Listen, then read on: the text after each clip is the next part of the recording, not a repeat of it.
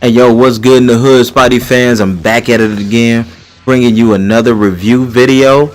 And I gotta say, I enjoyed this one, as well as I have to say, I apologize as this one is a little bit later than what I wanted it to be. It actually should have been out, Friday, I think.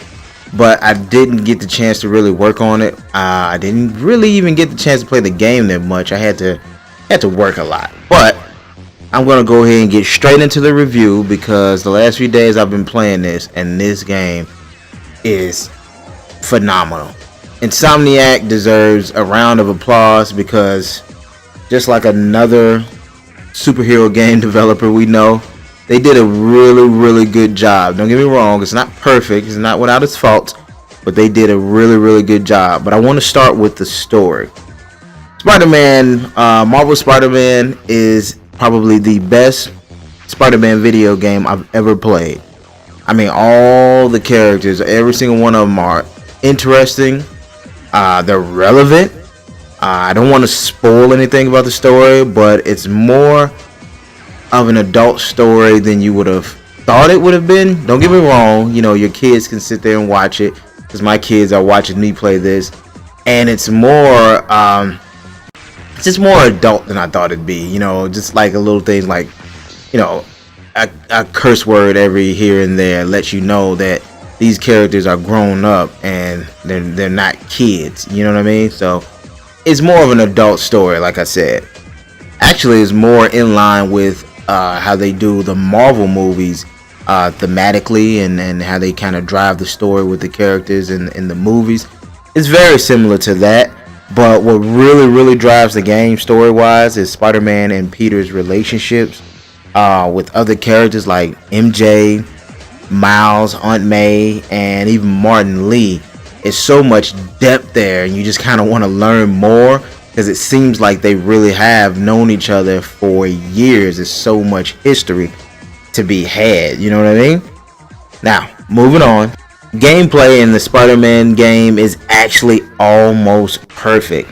Web swinging is hands down the best in any Marvel Spider-Man game ever. To me, it beats out Spider-Man 2, the movie game.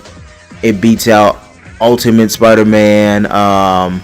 It beats out almost every single Spider-Man game. I say almost. It beats out every Spider-Man game for me.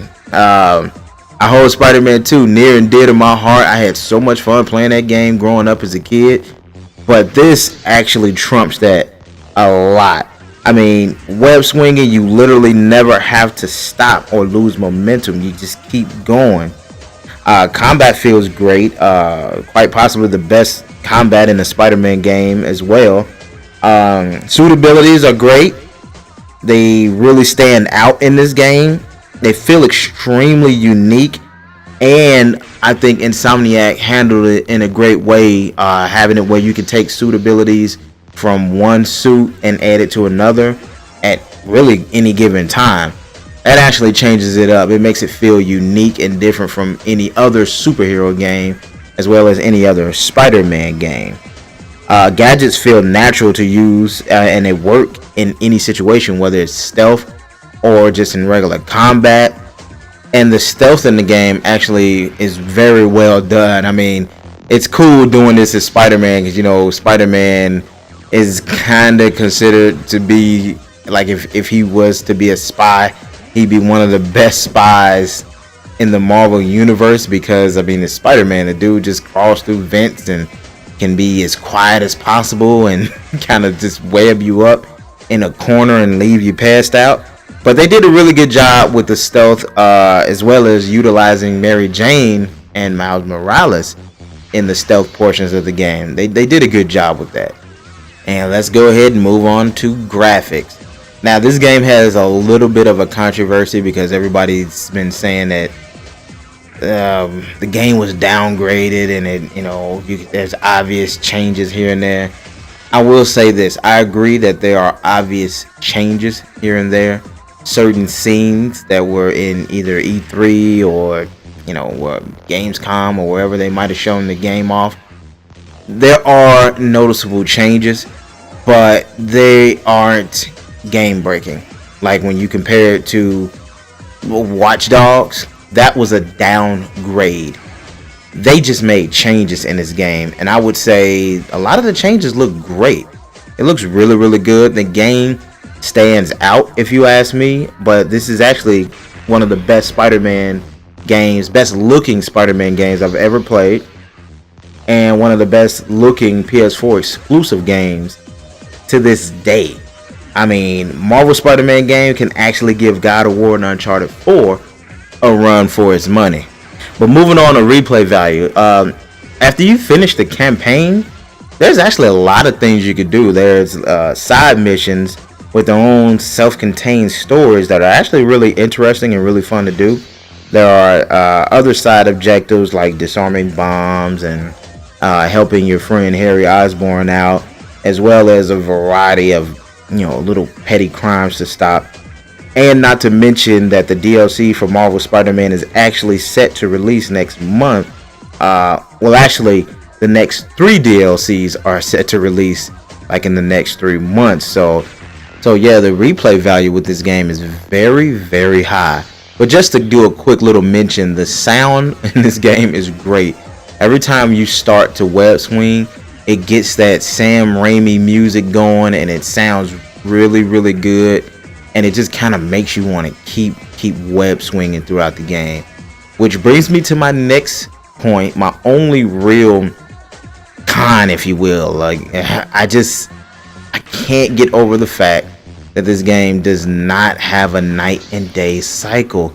It really, really bothers me that this game doesn't have a night and day cycle, because my second time playing the game, I just web swing for like what felt like 2 hours and was just stopping little petty crimes and just web swinging and doing tricks and just web swinging. And I thought to myself, it'd be really, really great if I had that night and day cycle. Don't get me wrong, it doesn't break the game. The game flows naturally because of the story, and it holds itself very, very well. But just to give it that extra, I don't know, that difference between this game and maybe Arkham, it would have been nice to have a night and day cycle, because now I feel like it's going to have that stigma that infamous Second Son had, where you have to go into the menu and change the night and day manually. I just don't like that. I think that's lazy.